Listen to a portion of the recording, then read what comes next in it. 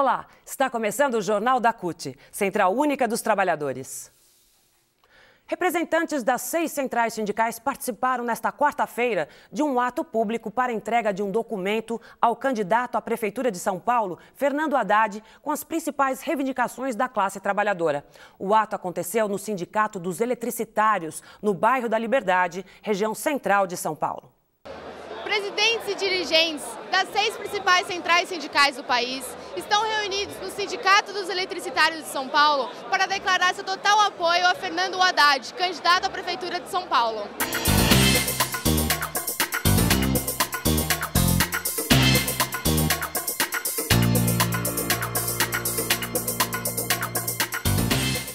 Fica muito claro, né? Principalmente a partir das adesões que nós tivemos aí, que de um lado você tem um projeto, né, que valoriza a produção, o trabalho e os trabalhadores, que faz do aumento da participação dos trabalhadores na renda nacional o fundamento do seu desenvolvimento, e de outro, um projeto que jogou o país em mais de 10 anos de recessão, aprofundou o desemprego e as desigualdades sociais. Então, é natural que num ato como hoje, né, um ato de dirigentes sindicais, a gente veja aqui a maior parte, a grande maioria dos sindicatos realmente representativos de trabalhadores da cidade de São Paulo. A candidatura do Haddad demonstra um reconhecimento que ele tem um projeto e um programa voltado para os interesses da classe trabalhadora. E é por isso que as centrais apoiam. Não é por predileção de um nome sobre outro nome. É de um projeto, nós defendemos projetos políticos. Projeto Haddad, projeto Lula, projeto Dilma, já se demonstraram projetos que são do interesse da classe trabalhadora, vide o que aconteceu no Brasil na gestão do presidente Lula e da presidenta Dilma. Numa contraposição absoluta ao projeto do senhor Serra, do senhor Fernando Henrique Cardoso, que é um projeto da exclusão social, do preconceito, da discriminação contra os trabalhadores. Então esse ato demonstra que os trabalhadores de São Paulo têm lado, e o lado é eleger Fernando Haddad para dar continuidade no projeto Lula e Dilma e colocar São Paulo de novo no centro da política. Tem toda a importância nesse momento mais sério do município de São Paulo, que o município está vivenciando. Essa soma, esse ajuntamento de várias entidades que defendem o direito dos trabalhadores, que reconhece a necessidade que São Paulo tem que mudar, que São Paulo passou por um período de total regressão, porque se Haddad ganha essa eleição, nós também estamos ganhando essa eleição. O trabalhador está ganhando, o trabalhador está tendo a sua parte de lucro com a vitória do Haddad. Eu acho super importante esse ajuntamento que houve das entidades. Nesse momento estamos pensando da mesma forma. Importante nesse momento porque, mesmo tendo algumas dicotomias e algumas diferenças aí de dirigentes de centrais sindicais que estão aqui hoje, terem dado seu apoio para outro candidato, a base disse não e o partido centralmente disse que não. E as pessoas estão aqui. O que é mais bacana é ver isso, pessoas usando a camiseta de suas centrais para estar apoiando o Haddad. Por que Haddad? Porque Haddad é o novo, é o cara que tem uma forma de trabalhar diferente, é um cara que já esteve na Prefeitura de São Paulo na época da Marta Suplicy e deu um gás na época do governo da Marta. Eu, como servidora pública municipal, espero ter um diálogo, voltar à negociação de fato, não enrolação na negociação dos trabalhadores do setor público. Eu acho que todo mundo só tem a ganhar, a cidade tem a ganhar, eu acho que o país tem a ganhar, porque São Paulo é o motor que move esse país. Realizada durante todo o mês de outubro, a Jornada Mundial pelo Trabalho Decente, promovida pela CSI, Confederação Sindical Internacional, rechaça a crise financeira e exige ações para combater o desemprego juvenil. Sindicatos no mundo inteiro realizam centenas de atividades para reafirmar a luta por condições dignas de trabalho.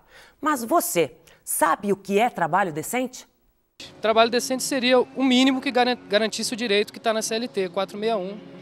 Que são trabalho em carteira, registrado, que garanta todos os direitos. Os metroviários têm um trabalho decente porque, devido à luta de vários acordos coletivos e várias mobilizações, se garantiu através de acordo coletivo, que inclusive a OIT recomenda tem recomendações e resoluções para os direitos sindicais. No caso do trabalhador metroviário, para garantir uma melhoria, seria inclusive a garantia da jornada também de trabalho. Jornada, intrajornada. Nós estamos vivendo um problema de ataque ao direito do trabalho, inclusive 36 horas semanais, que seria o que recomenda. Você sabia que o seu sindicato ele luta para que você tenha melhores condições de trabalho? Sim, inclusive eu faço parte dessas lutas. O trabalho decente é um trabalho formal, onde o funcionário tem todos os direitos perante a lei, como fundo de garantia, carteira assinada, o INSS pago, benefícios que hoje cada empresa tem a sua relação de benefícios. O INSS que a gente paga todo mês, é descontado e é repassado, e quando chega uma aposentadoria o governo come uma boa parte desse benefício. Eu acho que isso seria onde poderia melhorar e muito. Trabalho decente para mim seria um trabalho que você faz dignamente, né? Seja lá de gari ou qualquer outra profissão, que você ganha salário decente e que você tenha uma estabilidade, por exemplo, você tem os benefícios, vale-refeição, cesta básica, né? Assistência médica. Para melhorar, no meu caso, seria a empresa, né? Proporcionar, por exemplo, ajudar, por exemplo, na faculdade, né? Ajudar, por exemplo, pagando 50% já estaria bom, né? Até para a própria empresa seria bom, né? Você sabia que o seu sindicato luta por essas condições de melhoria do seu trabalho? Não sei. Eu não faço parte de sindicato. No meu ramo não tem sindicato, na empresa não tem. Trabalho decente, na minha opinião, é todo aquele que está em consonância com a legislação trabalhista, ou seja, a consolidação das leis dos trabalhos. São a lei que rege a nossa relação de emprego na Federação Brasileira. E em relação ao trabalho decente, assim, propriamente dito, seria aquele que não colocasse a pessoa em qualquer tipo de situação vexatória ou constrangimento e que não contrariasse os bons costumes, a boa-fé também do proletariado, que seria o empregado. Em relação ao meu trabalho é um trabalho muito decente e, assim, em relação ao que poderia melhorar nele, seria a união da classe. Se a classe fosse mais unida, isso aí com certeza traria muita contribuição para a nossa categoria. Eu sei que há realmente uma força-tarefa, uma fiscalização que realmente tem que ser feita para estar evitando aí qualquer tipo de fraude ou qualquer tipo aí de prejuízo para a sociedade. A CSI promove o Dia Mundial do Trabalho Decente desde 2008. A data é 7 de outubro, mas as atividades permanecem durante o mês. Essas mobilizações vão de manifestações a oficinas, abordando o trabalho decente. Um dos temas principais da Jornada Mundial pelo Trabalho Decente deste ano é exigir ações para combater o desemprego que afeta a juventude em escala mundial. Hoje, são mais de 75 milhões de jovens desempregados em todo o mundo. A CSA, Confederação Sindical dos Trabalhadores e Trabalhadoras das Américas, realizou recentemente um seminário sobre o trabalho decente com foco na juventude. O Jornal da CUT conversou com Alfredo Santos, secretário nacional de Juventude da CUT, sobre a jornada. Então, esse ano, a Jornada Mundial para o Trabalho Decente, ela tem como foco principal e prioritário da campanha o desemprego juvenil, a geração de emprego decente para a juventude. O Dia Internacional do Trabalho Decente é no dia 7 de outubro, então a campanha vai se estender durante todo o mês de outubro. Durante todo o mês de outubro, terão acontecendo em todo o mundo uma série de atividades que visem a divulgação do trabalho decente.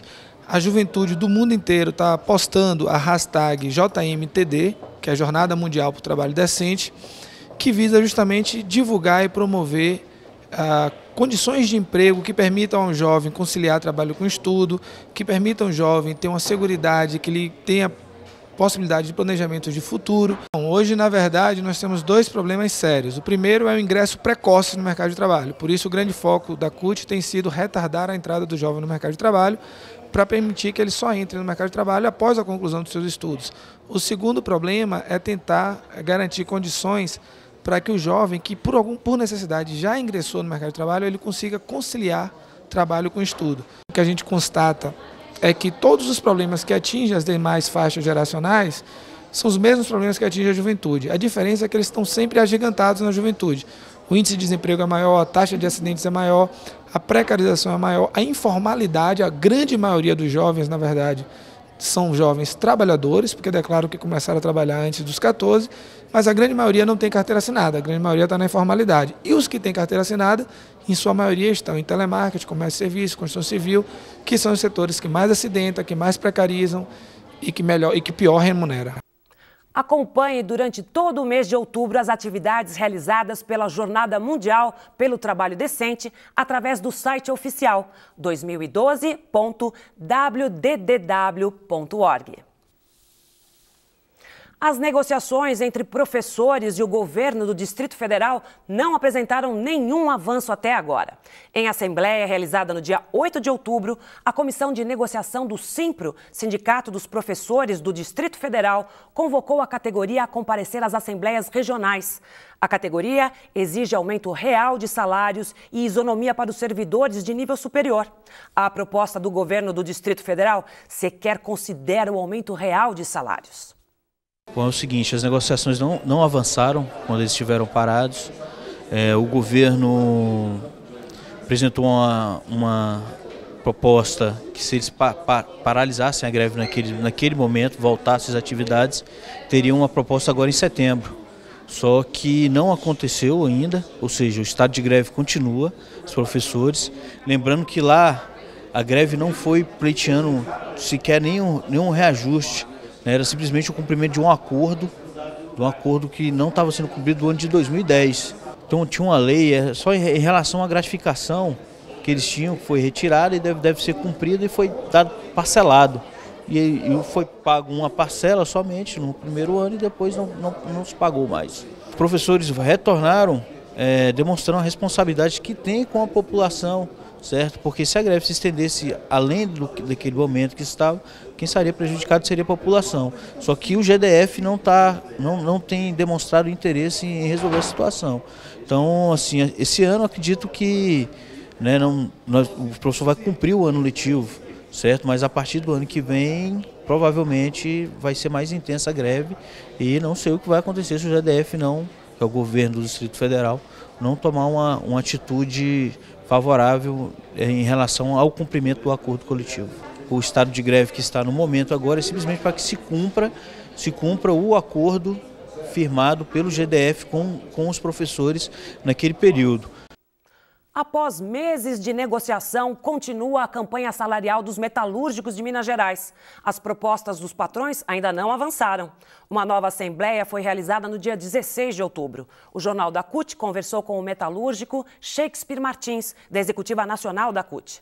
Olha, uma negociação, uma campanha muito difícil, as negociações ainda emperradas, da forma de como os patrões sempre fizeram com a gente lá. Os metalúrgicos estão bastante mobilizados, estão preparados para uma mobilização. Já teve uma assembleia que tirou estado de greve, uma fábrica que é a ArcelorMittal teve greve de 2 dias por causa de demissões e falta de acordo na discussão de PLR. Teve 2 dias de greve, infelizmente, com uma repressão muito grande da Polícia Militar, que colocou inclusive os ônibus para dentro da fábrica, não teve como dar continuidade na greve por causa da repressão, mas continua as negociações. Ontem teve uma negociação onde a patronal avançou um pouquinho, muito pouco na proposta colocada a princípio, já chegando até alguma percentual muito pequeno de aumento real para os trabalhadores, mas não é ainda aquilo que nós desejamos. Vai ter outra negociação hoje, às 15 horas, está marcada outra negociação, estamos no aguardo de que avance na proposta.